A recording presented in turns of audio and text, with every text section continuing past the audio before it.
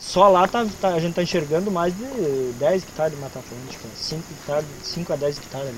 Sim, fora o que já foi desmatado aqui. Fora o que já foi desmatado, ó, lá o nível da água vai dar lá, ó, pra cima naquela sanga ali, no vale daquela sanga ali, tem quantos hectares Mais ou de menos Mata quanto Atlântica? de nível da água vai subir, mais ou menos?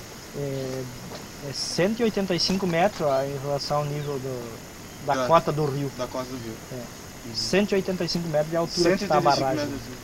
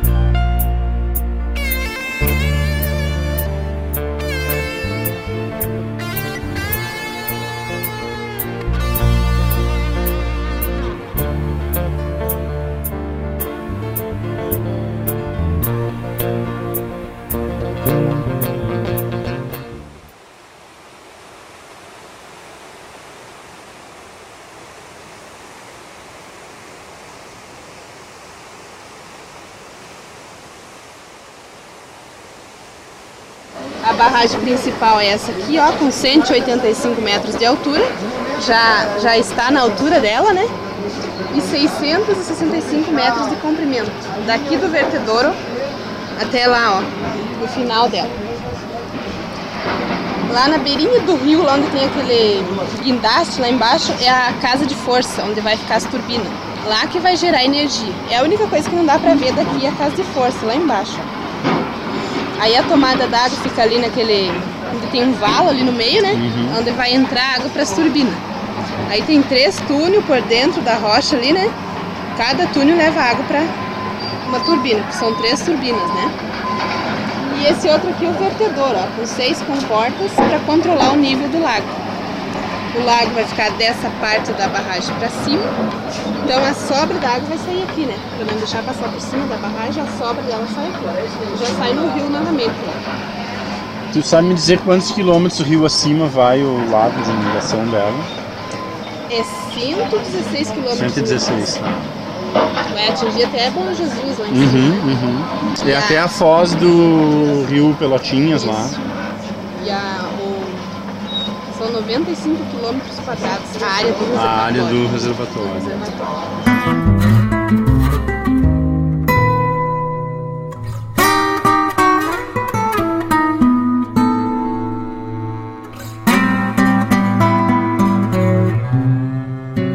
Estamos na região do Planalto Rio-Grandense e Catarinense, mais exatamente no Rio Pelotas, que divide estes dois estados. O município é Pinhal da Serra, com aproximadamente 3.205 habitantes. A região é conhecida por suas cadeias de vales que ligam Pinhal da Serra a Anita Garibaldi, Lages, Capão Alto e Vacaria. O que mais chama a atenção nessa região é o infinito tapete verde formado por matas de uma riqueza e biodiversidade ímpares. Riqueza essa preservada devido à geografia do local, que dificultou muito a ação do homem.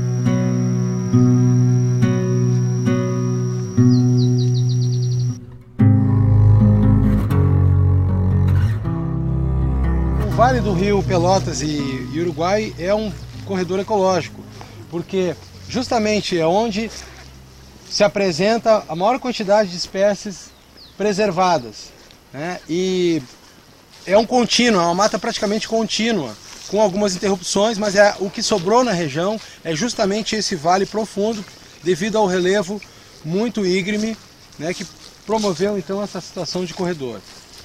E isso é uma situação interessante porque é onde ocorre o contato entre a floresta com a araucária e a floresta estacional, que é uma floresta que fica mais abaixo, é a floresta do Alto Uruguai. Então aqui tem a interpenetração de duas formações muito interessantes e que justamente nessa região de contato ela vai estar prejudicada pela hidrelétrica. Nossas terras aqui, por exemplo, são, bem dizer, acalcalhada e adubada de natureza, né? Aqui não carece nada. A gente planta aí, plantar uma quarta de terra de milho e com 50 sacos de milho, né? A terra é a nossa mãe, sabe? Não tem dinheiro que pague. Então tem gente que chega e diz assim, sabe, pra mim que faz uns 25 anos que mora aqui, sabe, o Carreiro, conheço o Carreiro por tudo, essa senhora aí também se criou aqui. Então eles chegam e dizem, vocês são muito bem indenizados, cada coisa, isso, aquilo outro, mas que é que indeniza a mãe? O que é que adianta tu pegar, igual que tu pega a herança, mas o dia que tu quer ver tua mãe, tu não vai conseguir.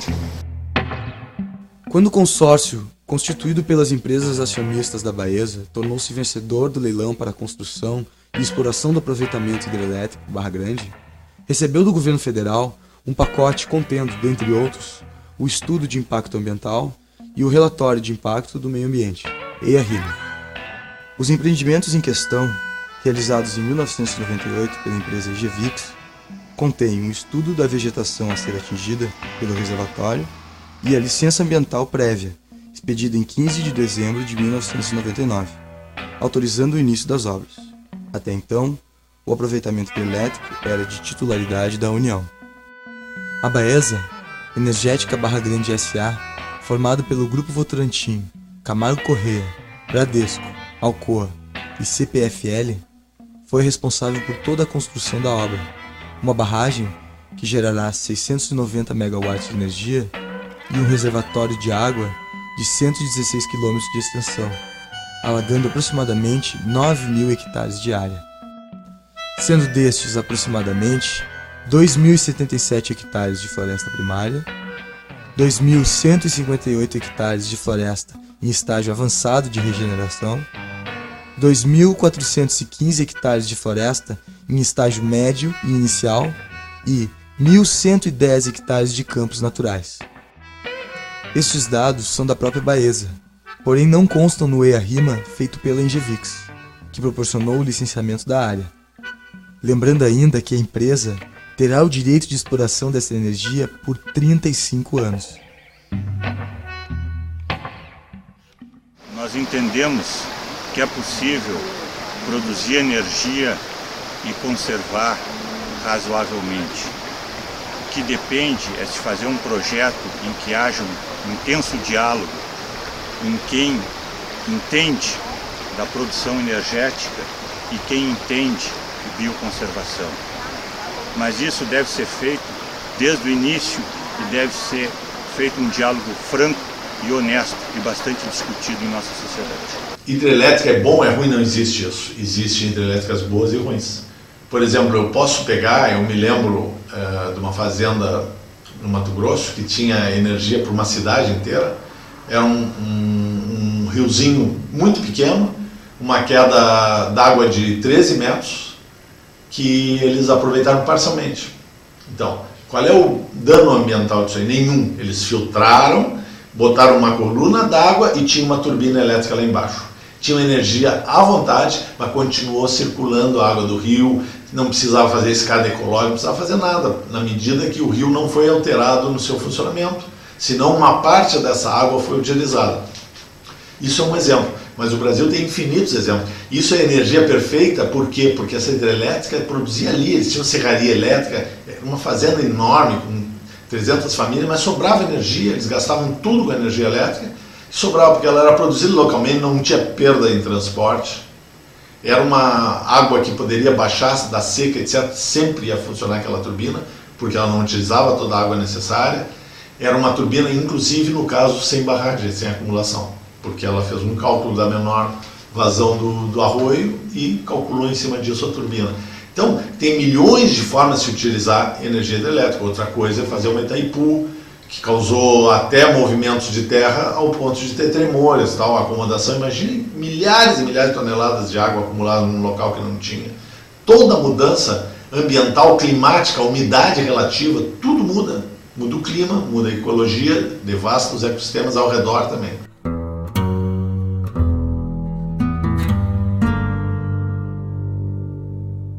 Pra gente chegar lá, como que foi o começo de toda a história, como que foi os primeiros passos. Bom, aí veio um cara dizendo que estava fazendo um cadastro. Aí passou fazendo cadastro nas famílias e tal. A maior parte das famílias, essa pessoa, sei lá por que interesse, deixou sem cadastrar. A maioria das famílias não foram cadastradas. Teve cadastro desses que foi feito em festas. E meu pai mesmo, eu tinha levado ele a Porto Alegre, ele fez uma cirurgia lá. E daí, logo que ele veio, fazia uns 5, 6 dias que ele tinha feito a cirurgia, foi levado ele numa festa evangélica ali. O pessoal veio lá, fez o cadastro lá na festa. Então daí ficou fora eu, ficou fora uma irmã minha, ficou fora mais um pessoal, né? E eles têm nos dados dele, nos levantamentos preliminares, que era 870 famílias, 850, 870. E vai ser mais de 1000 famílias atingidas.